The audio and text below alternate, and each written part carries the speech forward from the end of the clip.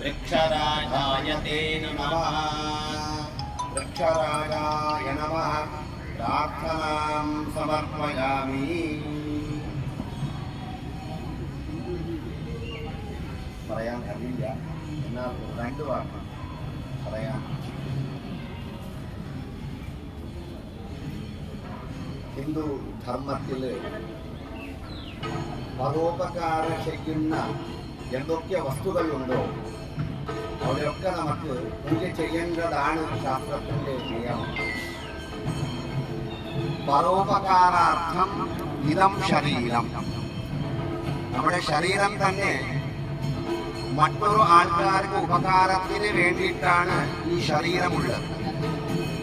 എന്നാൽ ലോകത്തിലെ എല്ലാ ആൾക്കാർ ചെയ്യേണ്ട രണ്ട് ഡ്യൂട്ടി എന്താണ് എന്ന് വെച്ച് കഴിഞ്ഞാൽ, നമ്മുടെ പരമപൂജ്യ സ്വാമിജി എപ്പോഴും പറയാറുണ്ട്, വിശ്വേശതീർത്ഥ സ്വാമിജി എപ്പോഴും പറയാറുണ്ട്, ഡ്യൂട്ടി ആൻഡ് ഡിവോഷൻ.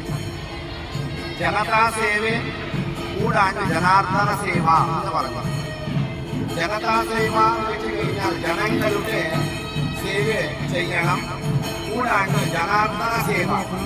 അതിന്റെ സമൂഹത്തിന് വേണ്ടിയിട്ട് ഭഗവാന്റെ പൂജയും നമുക്ക് ചെയ്യേണ്ടതാണ്, അനുഗ്രഹത്തിന് വേണ്ടിയിട്ട് എന്ന് പറഞ്ഞിട്ടുണ്ട്.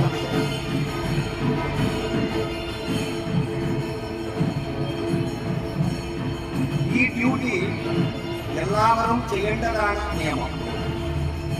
എന്നാൽ ഞാൻ ഒരു വാക്ക് അങ്ങോട്ട് പറഞ്ഞു കഴിഞ്ഞാൽ എല്ലാവർക്കും ദേഷ്യപ്പെടാം.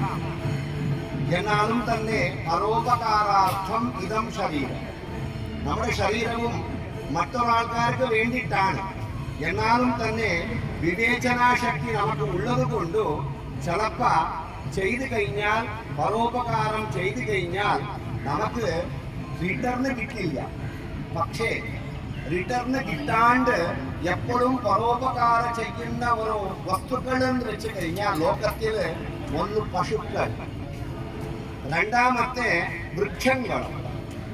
അത് പരോപകാരം തന്നെ ചെയ്യുള്ളൂ, റിട്ടേൺ ചോദിക്കില്ല. കാരണം ഒരു മനുഷ്യന് ഏതെങ്കിലും ഒരു പരോപകാരം ചെയ്തു കഴിഞ്ഞാൽ റിട്ടേൺ കിട്ടും. പക്ഷേ അയാൾ ദേഷ്യപ്പെട്ടാലോ ഞാൻ ഒന്ന് തരല്ല എന്ന് പറഞ്ഞിട്ട് വാക്കുകൊണ്ട് പറയും.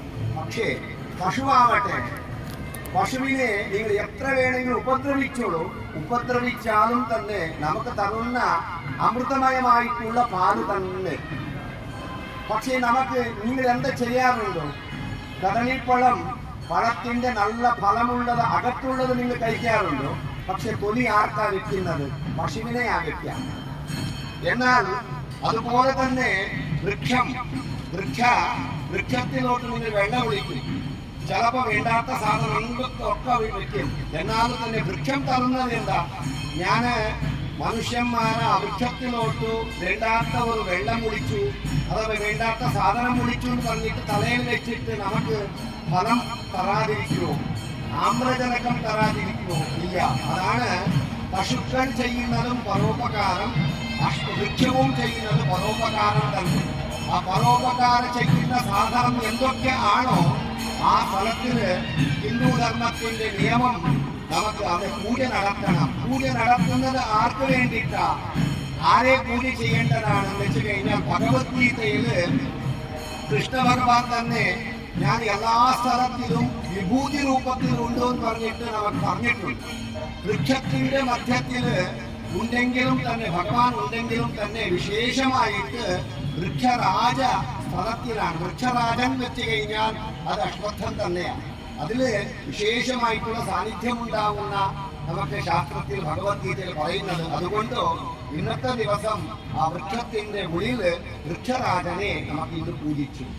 ആ പൂജിച്ചത് കൊണ്ടോ അങ്ങനെ നമുക്ക് എന്ത് തരാറുണ്ട്? ഒന്നോ അതിന്റെ കാട്ട്, ആമ്ലജനകം, കൂടാണ്ട് ഫലം, ഇതൊക്കെ നമുക്ക് തരുന്ന പരോപകാരമായിട്ടുള്ള വൃക്ഷത്തെ ഇന്ന് എല്ലാവരും ചേർന്ന് ലോകത്തിലോട്ട് കാണിച്ചു തന്നത്. അതാണ് സന്തോഷം. ഞാൻ ചെയ്തു എന്ന് പറഞ്ഞിട്ടുള്ള വിഷയമല്ല. ഇതുപോലെ തന്നെ എല്ലാ ആൾക്കാരും പ്രകൃതിയെ സംരക്ഷിക്കേണ്ടതാണ്, അത് കടമയാണ്. അതുപോലെ തന്നെ പരോപകാരം ചെയ്യുന്ന സാധനം എന്തൊക്കെ ഉണ്ടാവോ അവിടെയൊക്കെ നമുക്ക് സംരക്ഷണം ചെയ്യേണ്ടതാണ്, ആ കടമയാണ്. അതുകൊണ്ട് ആ ഹിന്ദു ധർമ്മം സംരക്ഷിക്കുന്ന ഒരു പരിപാടി ഇന്ന് നടന്നത് കൊണ്ട് വളരെ സന്തോഷമായി. അതുകൊണ്ട് ഈ ഒരു ചടങ്ങത്തിൽ പങ്കുചേർന്ന എല്ലാ ആൾക്കാർക്കും ലോകത്തിലോട്ടും ഗ്രാമത്തിലോട്ടും ക്ഷേമമാവട്ടെ എന്ന് പറഞ്ഞിട്ട് ഞാൻ 2 വാക്ക് നിർത്തുന്നു. നമസ്കാരം.